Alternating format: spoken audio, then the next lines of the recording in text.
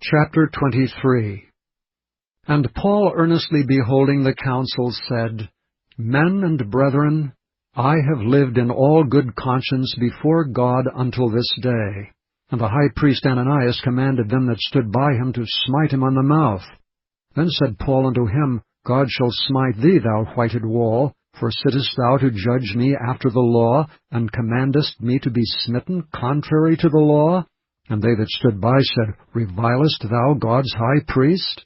Then said Paul, I wist not, brethren, that he was the high priest. For it is written, Thou shalt not speak evil of the ruler of thy people.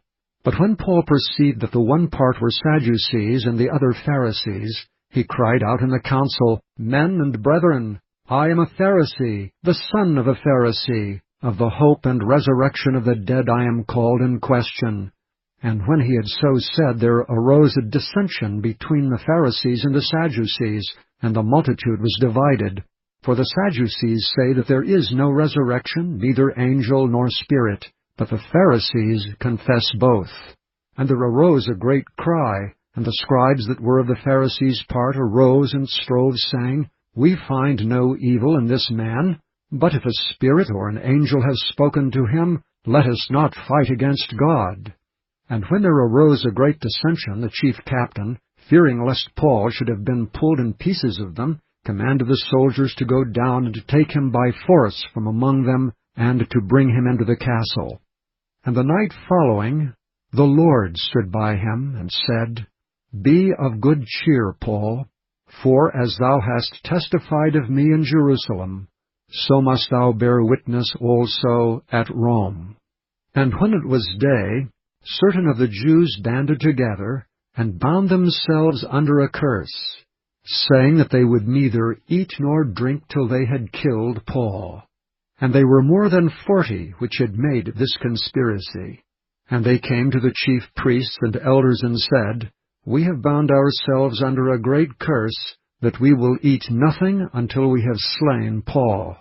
Now therefore ye with the council signify to the chief captain, that he bring him down unto you tomorrow, as though ye would inquire something more perfectly concerning him, and we, or ever he come near, are ready to kill him.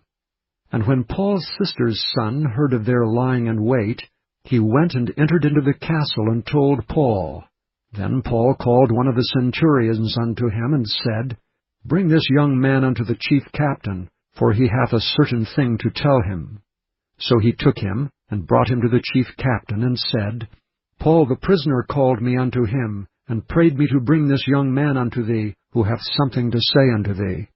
Then the chief captain took him by the hand, and went with him aside privately, and asked him, What is it thou hast to tell me? And he said, The Jews have agreed to desire thee, that thou wouldst bring down Paul tomorrow into the council, as though they would inquire something of him more perfectly.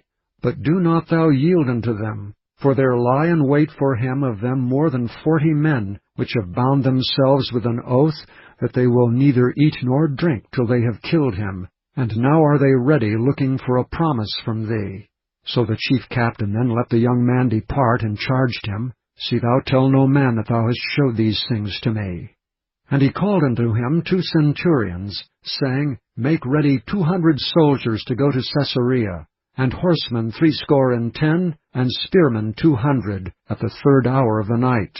And provide them beasts, that they may set Paul on, and bring him safe unto Felix the governor. And he wrote a letter after this manner, Claudius Lysias, unto the most excellent governor Felix, sendeth greeting. This man was taken of the Jews, and should have been killed of them. Then came I with an army, and rescued him, having understood that he was a Roman. And when I would have known the cause wherefore they accused him, I brought him forth into their council, whom I perceived to be accused of questions of their law, but to have nothing laid to his charge worthy of death or of bonds. And when it was told me how that the Jews laid wait for the man, I sent straightway to thee, and gave commandment to his accusers also to say before thee what they had against him. Farewell. Then the soldiers, as it was commanded them, took Paul and brought him by night to Antipatris. On the morrow they left the horsemen to go with him, and returned to the castle. who, when they came to Caesarea and delivered the epistle to the governor, presented Paul also before him.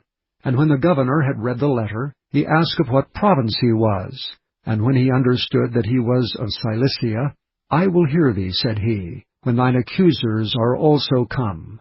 And he commanded him to be kept in Herod's judgment hall.